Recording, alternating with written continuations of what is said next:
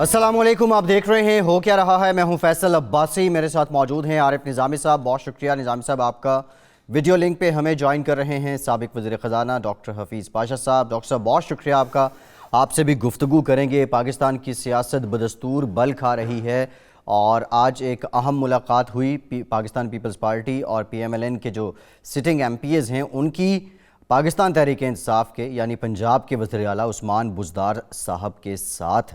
इसके साथ साथ जो पार्लिमानी पार्टी का इजलास हुआ PMLN की, उसमें भी खासे इख्तलाफात हुए। उसके बाद शाहिद खाकान अब्बासी साहब ने ब्रीफिंग भी दी, लेकिन इसके साथ ही साथ एक शोशा जो -1 से रिलेटेड है वो बारहा उठता है जब भी कोई मुलाकातें होती हैं। शहबाज शरीफ की वापसी पे भी सवाल उठाए जाते हैं। -1 को लेके आज कहानी निज़ामी साहब से सुनेंगे कि इसकी हकीकत क्या है और ये सारी जो अबहाम हैं, कन्फ्यूजन है, ये आज के प्रोग्राम में हम कोशिश करेंगे कि अवाम की कन्फ्यूजन दूर की जाए कि -1 होगा या नहीं होगा। लेकिन जो इस वक्त सबसे बड़ी खबर पूरी दुनिया में है वो यही है कि कोरोना वायरस को लेके ये पेशीनगोई की जा रही है कि कोई बहुत बड़ा मुआशी बहरान, आलमी मुआशी बहरान आने वाला है।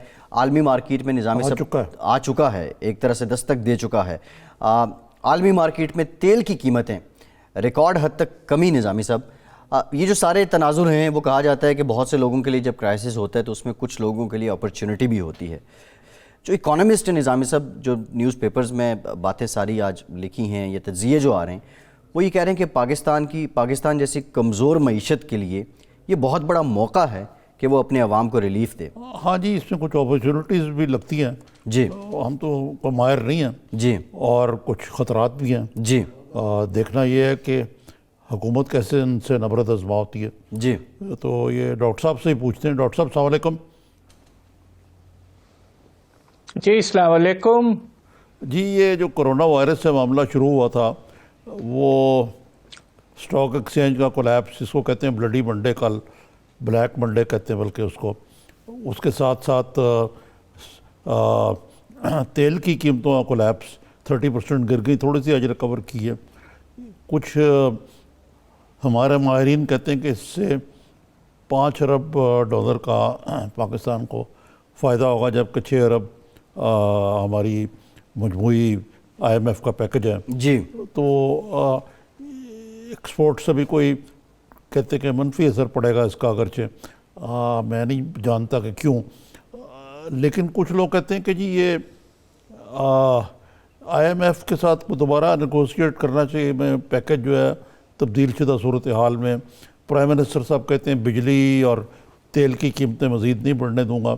वो शायद कल ही अच्छी खबर सुनकर ही कह रहे थे। तो मेरा बुनियादी सवाल आपसे यही है कि आप इमरान खान साहब की जो इकनॉमिक टीम है या उनकी हुकूमत है, वो इस सूरत हाल में जो कोरोना वायरस के बाद पैदा हुई है, एक ग्लोबल रिसेशन जो है वो आ गई है, और ख़ुद पाकिस्तान के अंदर जो स्टॉक एक्सचेंज भी कोलैप्स कर गया, और कुछ अपॉर्चुनिटीज़ भी हैं और कुछ ख़तरात भी हैं, तो हमारी हुकूमत इस पोजीशन में है कि इनसे नबरत आज़मा हो सके, फ़ायदा उठा सके, और जहाँ नुकसान होना हो उनका वहाँ कोई उसकी पेशबंदी कर सके। बिस्मिल्लाहिर्रहमानिर्रहीम। देखिए, जिस तरह आपने कहा कि कुछ असरात अच्छे हैं और कुछ असरात खुदा न खास्ता ख़राब भी हो सकते हैं। यकीनन ये बात तो ज़रूरी है कि तेल की कीमतें कम हुई हैं और काफ़ी नुमाया तौर पर कम हुई, तकरीबन 30%। उसके नतीजे में हमारा सालाना जो इंपोर्ट बिल है ऑयल का, तेल का, अंदाज़ा ये है कि तकरीबन $4 अरब की कमी हो सकती है।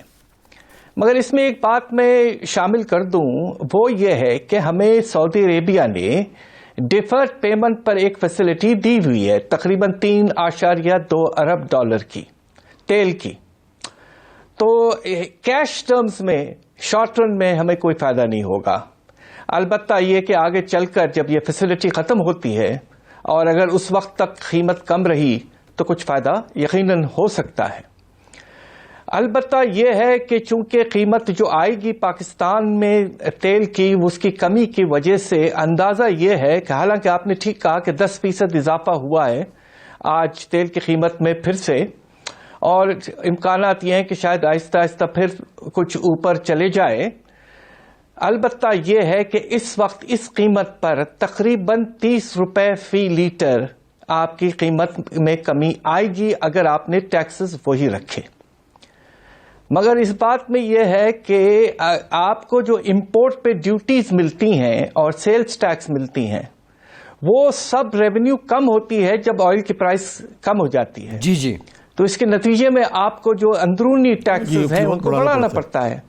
میں آپ کو یہ یاد دلاؤں کہ نواز شریف صاحب کے دور میں 2015 میں بھی قیمتیں بہت کم ہوئی تھیں اور اس وقت کے فائنانس منسٹر صاحب نے مناسب یہ سمجھا کہ سیلز ٹیکس کا جو سٹینڈرڈ ریٹ تھا 17%، انہوں نے ہائی سپیڈ ڈیزل پر اس کو 50% کر دیا، 50%، اور موٹر اسپرٹ پر 34% کر دیا. اور اس کے نتیجے میں زیادہ جو فائدہ ہوا وہ گورنمنٹ ریونیوز کو ہوا، البتہ کچھ ٹرانسفر کیا. اب سوال یہ پیدا ہوتا ہے کہ کیا یہ حکومت کی پالیسی کیا ہوگی؟ ابھی تک جو ہم نے اس مہینے کی جو پرائس سیٹنگ ہوئی ہے اس میں ہم نے دیکھا یہ ہے کہ حکومت نے تقریباً 50% پیٹرولیم لیوی بڑھا کر ریونیوز کو حاصل کرنے کی کوشش کی ہے اور تقریباً 50% عوام کو ٹرانسفر کیا ہے. میں یہ سمجھتا ہوں یہ بیلنسڈ پالیسی ہے اور اس وقت ہم ریونیوز کی گراوٹ تو دیکھ نہیں سکتے، لہذا پیٹرولیم لیوی میں کچھ اضافہ تو یقیناً ہوگا. تو بس ہم امید یہ کریں کہ تقریباً 15 روپے لگ بھگ ریٹیل پرائس جو ہے وہ کم ہو جائے موٹر اسپرٹ کی اور ہائی سپیڈ کی. اگر ایسا ہوتا ہے تو دونوں کو فائدہ ہے، حکومت کو بھی کچھ ریونیو ملتے ہیں اور عوام کو بھی سگنیفیکنٹ فائدہ ہوگا. دوسری طرف آپ کچھ اور اثرات کی طرف چلے جائیں. میں جلدی سے آپ کو 2-3 چیزیں بتا دوں. ایک تو یہ کہ اللہ کے فضل سے کل اسٹاک مارکیٹ تقریباً 1100 پوائنٹ گرا، مگر اس آج کے دن میں تقریباً 600-650 پوائنٹ ریکور کر گیا. یہ بہت اچھی بات ہے کہ مارکیٹ ہیز ریکورڈ. بٹ ایک چیز جو تھوڑی سی پریشان کن ہے وہ یہ کہ روپے کے قدر میں 3.5 روپے کی کمی آئی ہے 2 دن میں، اور یہ 6 مہینے کے بعد پہلی دفعہ ہوا ہے کہ روپے کی قدر میں کمی آئی. یہ کیوں ہوا؟ اگر آپ کی تیل کی بل کم ہو رہی ہے تو روپے کی قدر میں تو اضافہ ہونے چاہیے تھا. اس کی کیا وجہ؟ اس پہ ذرا غور فرمانا ضروری ہے. اس کی وجہ یہ ہے کہ جو فارن ایکوٹی انویسٹمنٹ ہے ہمارے یہاں وہ خاص طور پہ آئل اینڈ گیس سیکٹر سے نکل گیا ہے. تقریباً پچھلے 2 دنوں میں oil and gas development corporation جو سب سے بڑا شیئر ہے ایک لحاظ سے پاکستان کا اور گورنمنٹ کا ایک ادارہ ہے بہت بڑا، اس کی قیمتوں میں 10% کمی آئی ہے شیئر پرائس میں. اس سے یہ اندازہ ہوتا ہے کہ جو فارن انویسٹمنٹ تھی شیئرز میں وہ باہر جا رہی ہے، اور پچھلے کچھ مہینوں میں $110 ملین کا پیسہ مارکیٹ سے باہر جا چکا ہے. جی جی. دوسری طرف ایک ذرا پریشان کن چیز یہ ہے کہ آپ یہ دیکھیں کہ جو ہاٹ منی پیسہ آیا تھا پاکستان میں تقریباً $3.4 ارب، پچھلے دنوں تقریباً $550 ملین واپس جا چکا ہے اور اس کی جانے کی رفتار بڑھ گئی ہے. تو یہ 2 چیزیں مارکیٹ پہ پریشر ڈال رہے ہیں اوپن مارکیٹ پر، اور اس کے نتیجے میں شاید 3.5 روپے کی قیمت کمی آئی ہے روپے میں.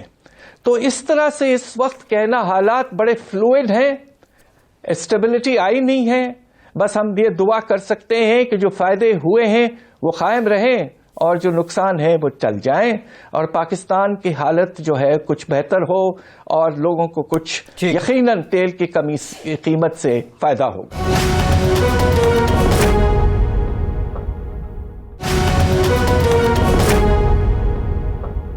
ڈاکٹر صاحب، یہ اسٹیٹ بینک ایک ہفتے میں اپنا مانیٹری پالیسی لانے والی کہتے ہیں کہ پالیسی ریٹ جو ہے کیونکہ انفلیشن 14.7 سے 11.4 پہ 2% پوائنٹ نیچے آ گئی ہے، تو کہتے ہیں کہ 1% یا 1.5% یا 2% انٹرسٹ ریٹ میں پالیسی ریٹ میں کمی ہو جائے گی.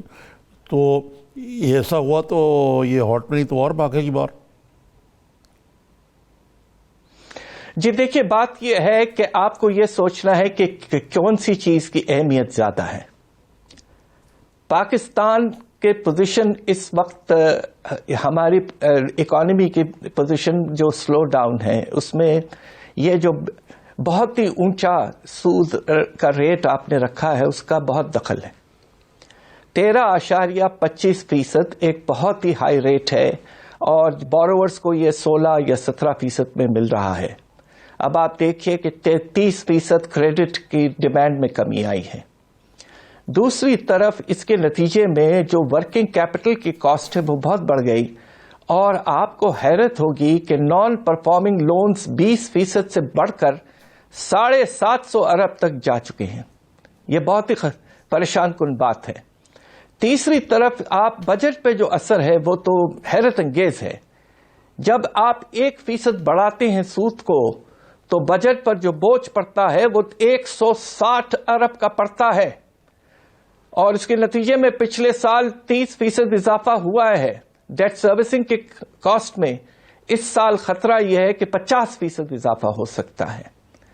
نتیجہ یہ کہ آپ کی ریونیوز جو ہیں وہ پورے ختم ہو جاتے ہیں ڈیٹ سروسنگ میں. آج پاکستان، پچھلے سال یہی ہوا کہ ہم اپنے آرم فورسز کا بجٹ قرضوں سے حاصل کرتے ہیں، فائنینس کرتے ہیں. ہم اپنی سول ایڈمنسٹریشن، سبسڈیز، گرانٹ سب جو ہے قرضوں سے کر رہے ہیں. یہ تو بالکل ہی انسسٹینیبل سچویشن ہے. اس لیے بالکل ٹاپ پرائرٹی کم از کم 2% پوائنٹس کم کریں آنے والی مانیٹری پالیسی کی کمیٹی کی میٹنگ میں، اور 4 مہینے میں اس کو یہ انشور کریں کہ کم از کم 4% کم ہو جائے اور 9% پہ آئے. اس کے نتیجے میں بجٹ میں سیونگ ہوگی کچھ 600 ارب کی. جی اور اس کو ہم ڈائیورٹ کر سکتے ہیں ڈیولپمنٹ وغیرہ کی طرف سے. تو میری گزارش یہ ہے، اور ہم کچھ عرصے سے یہ کہتے رہے ہیں کہ زیادہ اہم ہاٹ منی نہیں ہے. اللہ کے فضل سے جتنا ہاٹ منی پہ پیسہ آیا اتنی تو آپ کی سیونگ آئل بل میں ہو گئی ہے. تو لہذا اب آپ اپنے ملک کا سوچئے، اپنے انویسٹر کا سوچئے، اپنے بجٹ کا سوچئے. یہ جو کرٹکس ہیں وہ ایک بات کہتے ہیں جو آپ نے ابھی کہی ہے کہ ان حالات میں پتہ نہیں اگلا بجٹ ہی نہیں بن سکتا. اور بلاول بھٹو زرداری صاحب کہتے ہیں کہ بھئی یہ نالائقوں کا ٹولہ ہے.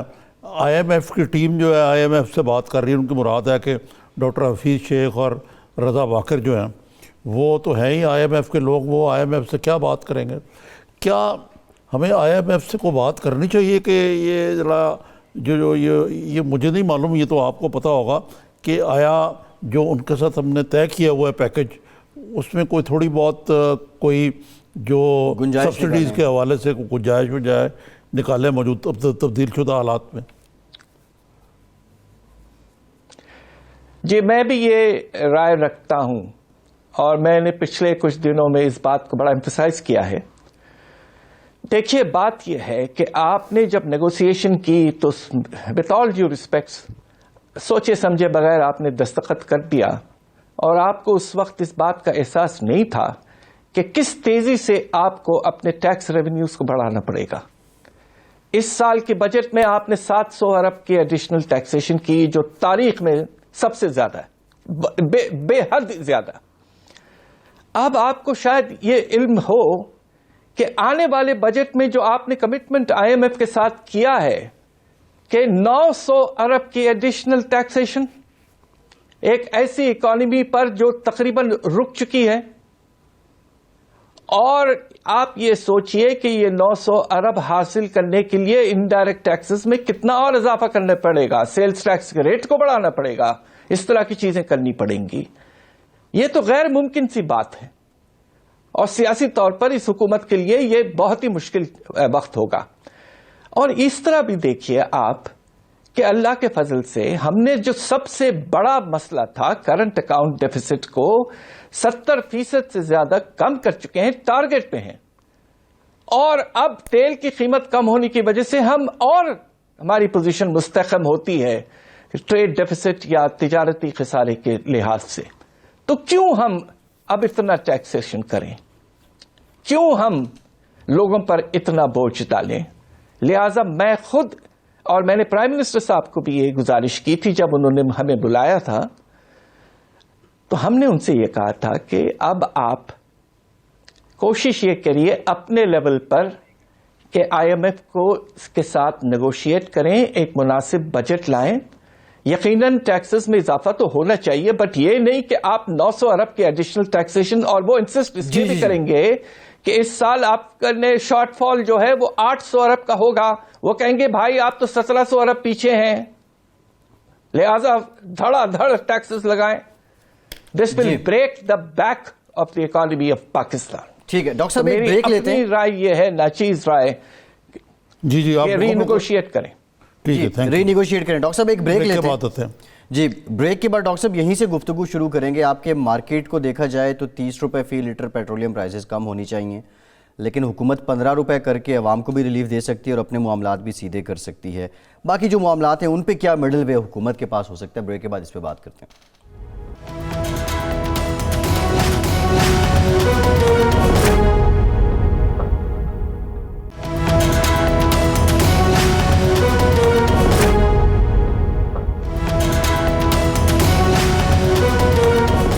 بریک کے بعد ایک بار پھر سے آپ کو خوش آمدید کہیں گے. ڈاکٹر حفیظ پاشا صاحب ہمارے ساتھ موجود ہیں. پاشا صاحب، بریک سے پہلے ہم بات کر رہے تھے، آپ نے کہا کہ بلند شرح سود کی وجہ سے جو بزنس ایکٹیویٹی ہے وہ شدید متاثر ہوئی ہے.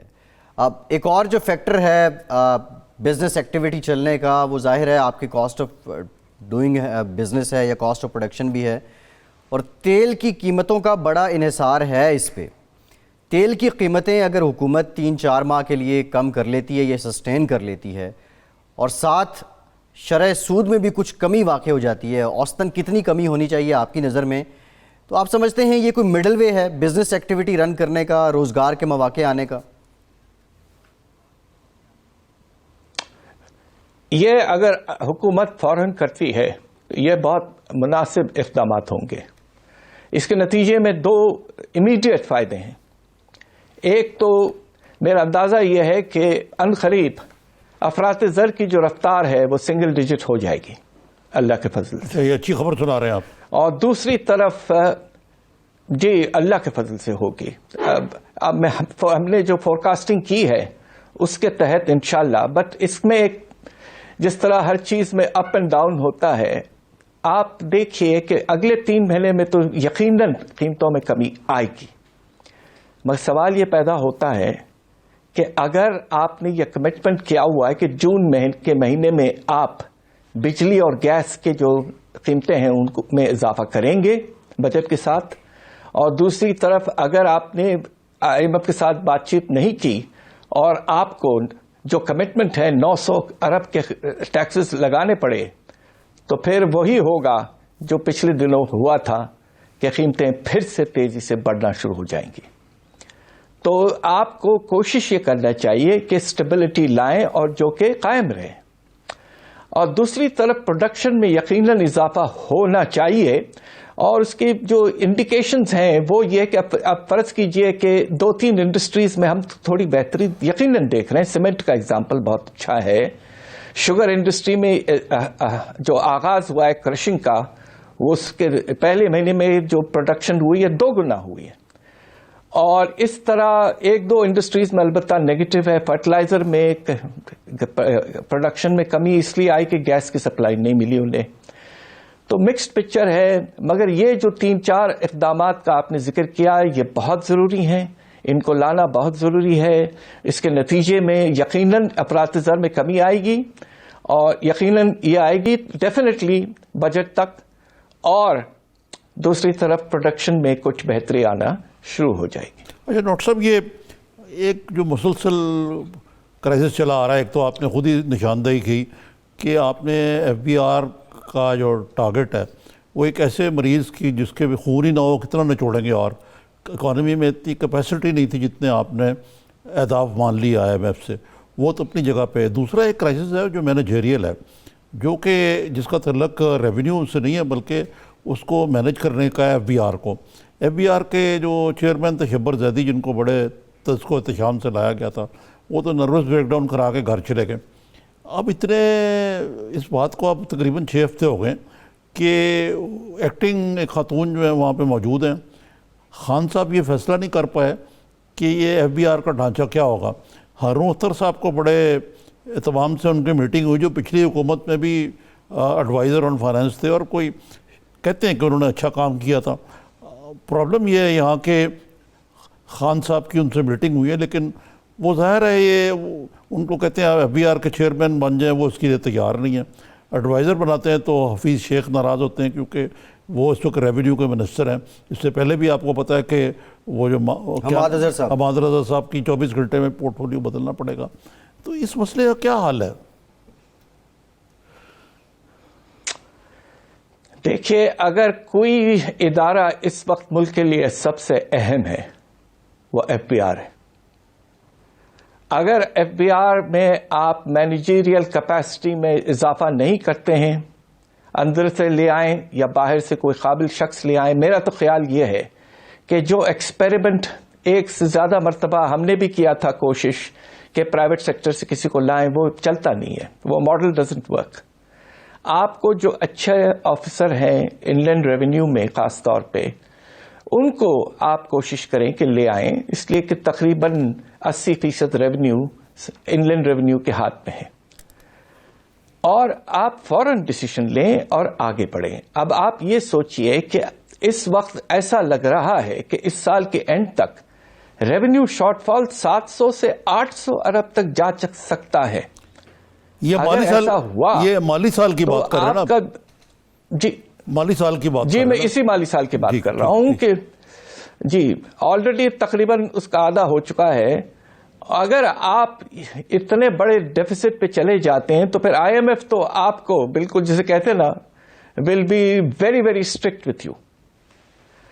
تو اس لیے بہت ضروری ہے کہ امیڈیٹلی آپ یہ کریں اور اس طرح سے اپنے چیئرمین کو اپوائنٹ کریں, پالیسی بورڈ کو اسٹرینتھن کریں, اچھے لوگوں کو لائیں.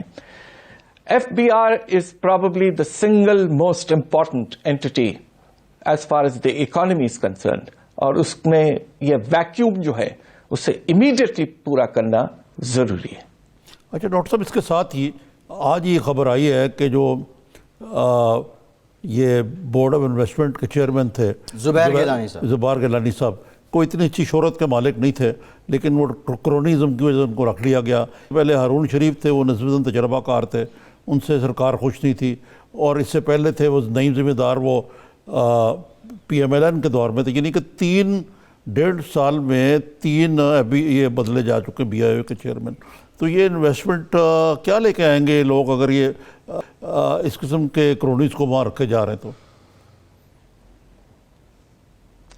دیکھیے, اسی بات کا ہمیں افسوس ہوتا ہے کہ ہمارے پرائم منسٹر صاحب نے کہا تھا کہ نظام جو ہوگا وہ انشاءاللہ میرٹ بیسڈ ہوگا, اور ہم سب اس بات پہ مطمئن تھے کہ ہمارے پرائم منسٹر جو خود ایک بڑے اسٹریٹ فارورڈ اور ایک آنےسٹ انڈیویجول ہیں, کہ جب انہوں نے یہ بات کی ہے تو یقیناً ایسا ہوگا. مگر افسوس سے کہنا پڑتا ہے کہ اس طرح کے اپوائنٹمنٹس جو ہوتے رہے ہیں ان سے نقصان ہوا ہے. اب آپ یہ دیکھیے کہ فارن ڈائریکٹ انویسٹمنٹ میں کوئی خاص اضافہ نہیں ہوا, اور اب خطرہ یہ ہے کہ اور کم ہو جائے گا, اس لیے کہ زیادہ فارن ڈائریکٹ انویسٹمنٹ پاکستان میں چائنا سے آ رہا تھا. جی اور اب سلو ڈاؤن سی پیک میں بھی اور فارن ڈائریکٹ انویسٹمنٹ میں بھی ہوگا.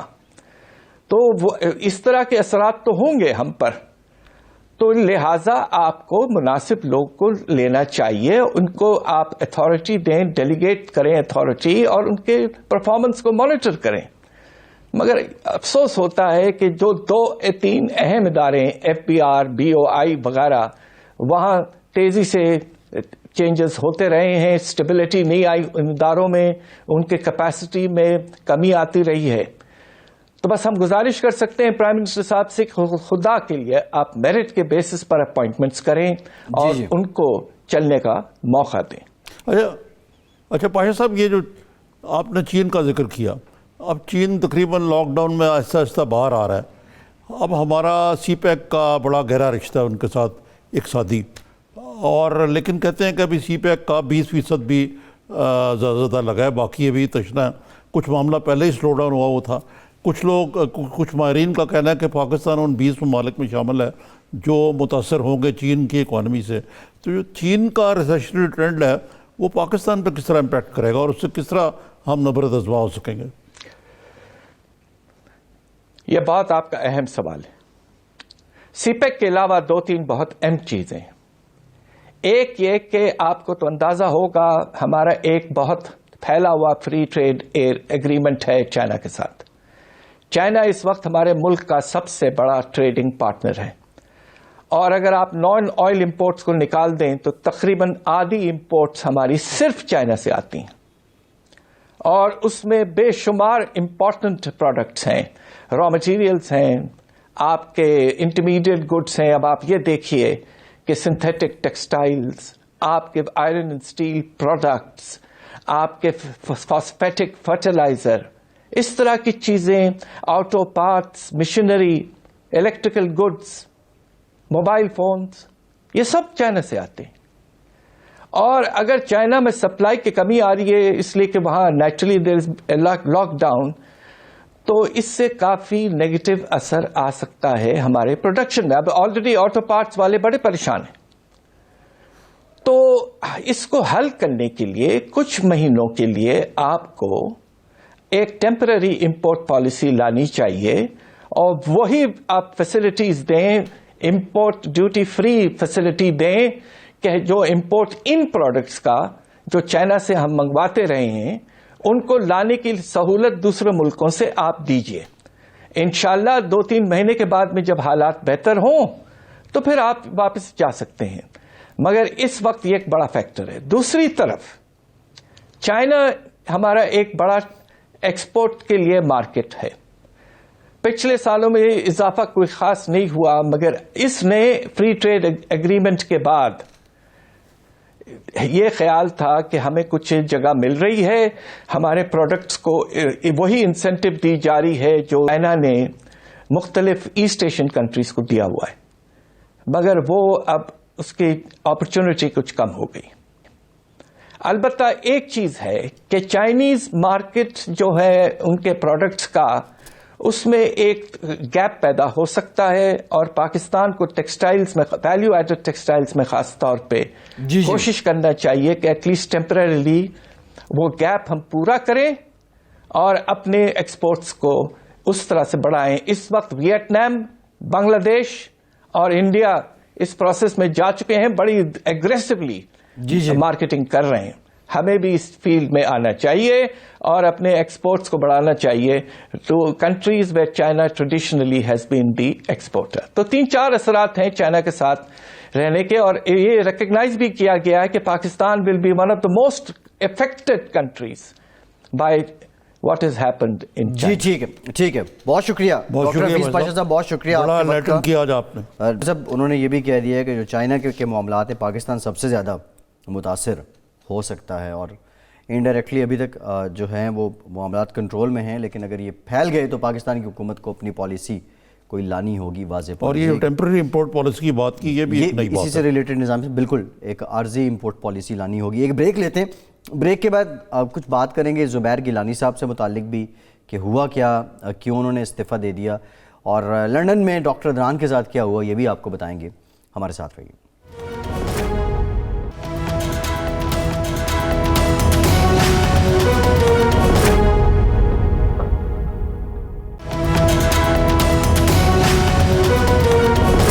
پی ایم ایل این کا معاملہ جی بڑا گمبھیر ہو گیا ہے.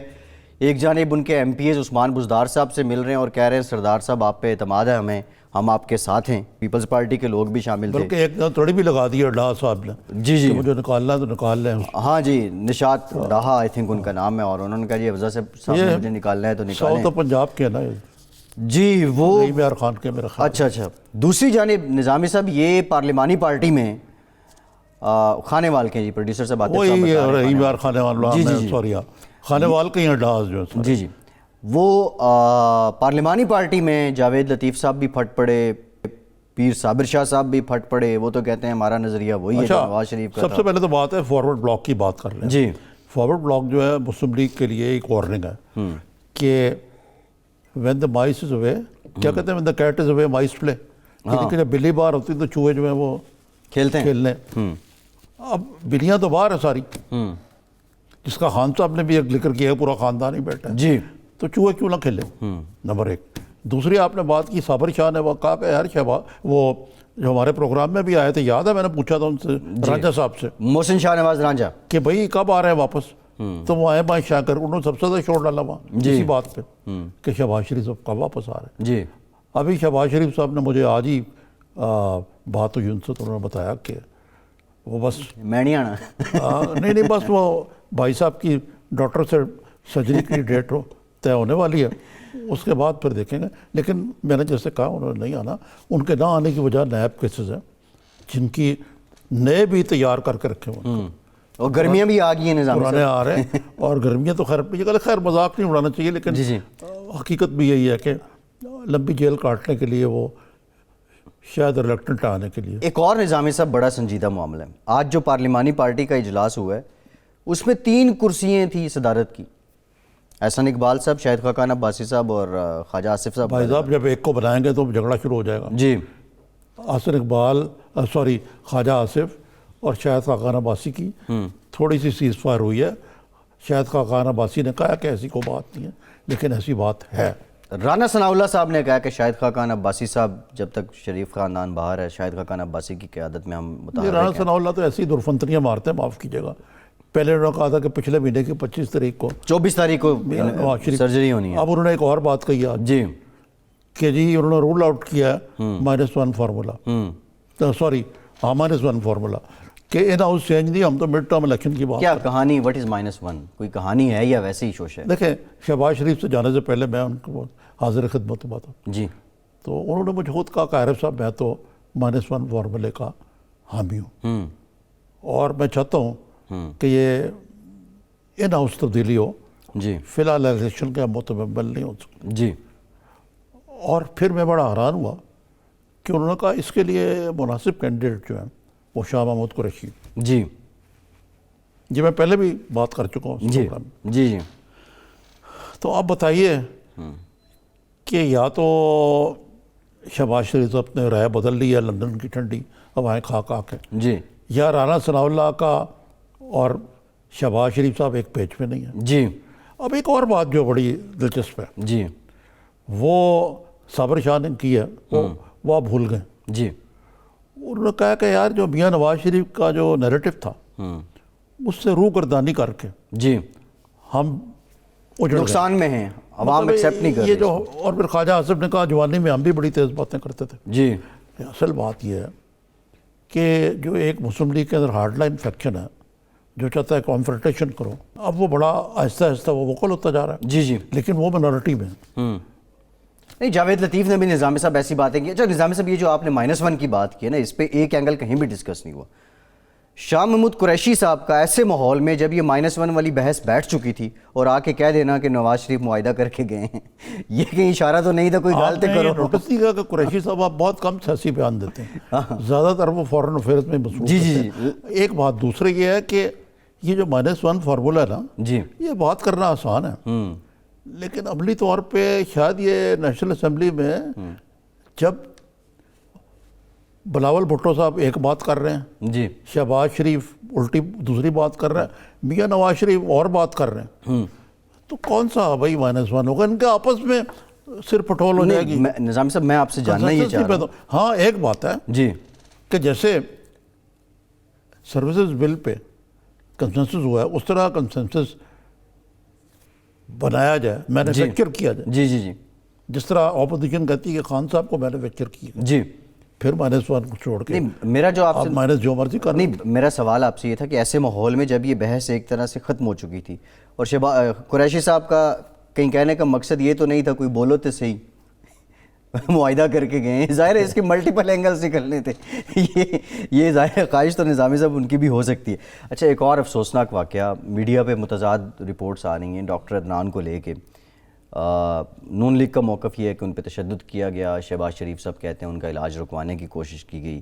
یہاں ہمارا جو ڈومیسٹک میڈیا اس پہ رپورٹ ہو رہا تھا کہ وہاں جو لنڈن کی پولیس ہے, اسکاٹ لینڈ یارڈ ہے, ڈاکٹر عدنان کو چھتری سے مارا گیا. جی چھتری سے. اچھا. اور ٹوڈے وڈے مارے گئے, گر گئے, وہ چوٹیں لگی ان کو سینے میں اور وغیرہ وغیرہ. ان کے پاس 2 موبائل تھے, وہ بھی نہیں چھینے گئے. ان کا بٹوا بھی نہیں چھینا گیا، ان کی گھڑی بھی نہیں چھینی گئی، تو ڈکیتی تو نہیں تھی ہے۔ تو یہ جو رپورٹ یہاں پہ ہو رہا ہے اسکاٹ لینڈ یارڈ کو کوٹ کر کے کہ یہ ڈکیتی کی واردات تھی اور ہم انکوائری کر رہے ہیں، سیاسی پہلو سے نہیں کر رہے ہیں۔ آپ بتائیے کہ سب سے پہلے تو یہ بات بتائیں مجھے کہ اتنی جلدی جی واقعہ ہوتا ہے، اس کی اسکاٹ لینڈ یارڈ اتنی جلدی ان بندے کو پکڑ بھی لیتی ہے اور ورڈکٹ بھی جاری کر دیتی ہے۔ جی بندے نہیں پکڑے گئے نظامی صاحب جو یہاں رپورٹ ہو رہا ہے، اچھا جو وہاں اگر بندے نہیں پکڑے گئے جی تو پھر اسکاٹ لینڈ یارڈ کو ابھام ہوا۔ اسکاٹ لینڈ یارڈ بڑی مضبوط گرفت کرتی ہے، جی وہ ٹبی تھانہ نہیں ہے۔ اچھا کوئی ریٹن سٹیٹمنٹ میری نظر سے گزری نہیں ہے ان کی، لیکن جو کچھ وہاں دیکھیں نا، انفارمیشن جب تک کوئی تحریری چیز سامنے نہیں آئے گی۔ جی جی یہ یہاں بھی تو مخصوص چینل چلا رہے ہیں نا، آپ کو معلوم۔ جی جی جی لیکن نظام صاحب جو وہاں قریبی ذرائع ہیں ان کا یہ کہنا ہے کہ کل کوئی شام 5 بجے کا وقت تھا اور پارک لین میں وہ واک کرنے گئے تو وہ ایک پول کو ہاتھ پکڑ کے وہ کھڑے ہوئے اور اتنے میں 2 نقاب پوش آئیں اور انہوں نے ان پہ وار کر دیے اور چھتریوں سے اور راڈ کے ساتھ ان کو مارا ہے، اور 1 منٹ تک یہ کارروائی رہی ہے اور اس کے بعد وہ بھاگ گئے۔ پھر ان کا سی ٹی اسکین ہوا، ایک گاڑی آئی سامنے، جی اس کی لائٹیں پڑی تو وہ بھاگ گئے۔ جی جی جی لیکن دیکھیں یہ دوسرا واقعہ، جی ایک دفعہ کچھ عرصہ پہلے میاں نواز شریف کے گھر جو ہے کیا ایون فیلڈ کہتے ہیں، جی جی ایون فیلڈ، وہاں پہ فورسبلی داخل کرنے کی کوشش کی، دروازہ توڑنے کی کوشش کی گئی، جی اور یہ دوسرا واقعہ۔ جی تو یار سیاسی اختلاف اپنی جگہ پہ، اگر واقعی یہ ٹارگیٹڈ اٹیک ہے جی تو یہ افسوسناک ہے۔ نظام صاحب دوسرا پولیٹیکل ایفیلیشن ٹھیک ہے ان کی شریف فیملی نون لیگ کے ساتھ ہوگی، لیکن اس سے پہلے وہ ڈاکٹر ہیں، ڈاکٹر تو سب کا ہوتا ہے، اس نے تو علاج سب کا کرنا ہوتا ہے۔ اگر ڈاکٹر یہ حضور سوچ والا جو JIT جو میڈیکل بورڈ میں جی سرکاری ڈاکٹر تھے، جی ان کے اکاؤنٹ فرول مارے آپ نے، جی ان کو ماشاءاللہ جو کیا اعجاز شاہ صاحب کے نیچے کون سی آتی ہے، FIA آئی بی FIA جی بالکل FIA نے ان کی جی انٹیروگیشن کی ان کے اکاؤنٹ سے، تو یہاں تو مطلب ہے کہ سیاسی دشمنی اور عداوت اور نفرت میں ہم بہت زیادہ آگے چلے گئے، ٹھیک ہے۔ اور اچھا اس کو کم کرنا چاہیے۔ نظامی صاحب امپورٹنٹ میٹر ہے، ایک خبر یہ بھی رپورٹ ہوئی کہ آج کچھ سجیشنز دی گئیں کہ کورونا کو لے کے پاکستان ایک پیشگی نیشنل ایمرجنسی اناؤنس کر دے، لیکن اس کو رد کر دیا کہ 18 کیسز ہو چکے ہیں اب تک پاکستان میں کورونا کے، اور 15 کراچی میں ہیں۔ سندھ حکومت کی آج فیاض الحسن چوہان صاحب نے بھی تعریف کی ہے اور کوارڈینیشن بھی چل رہی ہے، ڈاکٹرز پریکاشنز بھی بتا رہے ہیں الحمدللہ کہ پاکستان کمپیریٹیولی اس وقت جو ریجن کے دیگر ممالک ہیں ان کی نسبت کم متاثر نہیں، ہے۔ میں یہ کہوں گا کہ یہاں پہ میں نے چیف منسٹر صاحب کی بریفنگ اٹینڈ کی، جی ہم نے کافی پیش بندی پنجاب میں بھی کی ہوئی ہے، جی اور ابھی تک پنجاب میں الحمدللہ کوئی اتفاق ہے۔ کیس نہیں ہے۔ یہ اس کی تعریف کرنی چاہیے، جی کیونکہ بزدار صاحب کو انڈر ایسٹیمیٹ کیا جاتا ہے میرے خیال سے، جی جی جی اتنے بھی وہ نہیں ہیں بالکل ہی جس طرح کے کوگو بنا دیا ان کو، تو وہ اپنی جگہ پہ، لیکن یہ جو ہے یہ اتنا بڑا موذی ہے یہ ایپیڈیمک کہ اس کی پیش بندی کے لیے میرے خیال سے مزید ایجوکیشن کی ضرورت ہے۔ میں آج پڑھ رہا تھا جی کہ دیکھیں نا، یہ جو ہے ایئرپورٹس جو ہیں جی ان پر پراپر اسکریننگ ایکوپمنٹ ابھی بھی نہیں لگی ہوئی۔ جی ابھی ایک مسافر آ رہے تھے، وہ مجھے آ رہے تھے لندن سے، وہ کہتے ہیں کوئی کر لے تو کر لے، کچھ ایسے نکل جاتے تھے۔ جی جی تو سوال یہ ہے کہ اگر آپ نے اس کو سیریسلی کرنا ہے تو پھر it should be no tolerance, zero tolerance, enforce کیا جائے پھر، فورس کیا جائے۔ بالکل ٹھیک ہے نظام صاحب، یہ تو معاملہ ہو گیا۔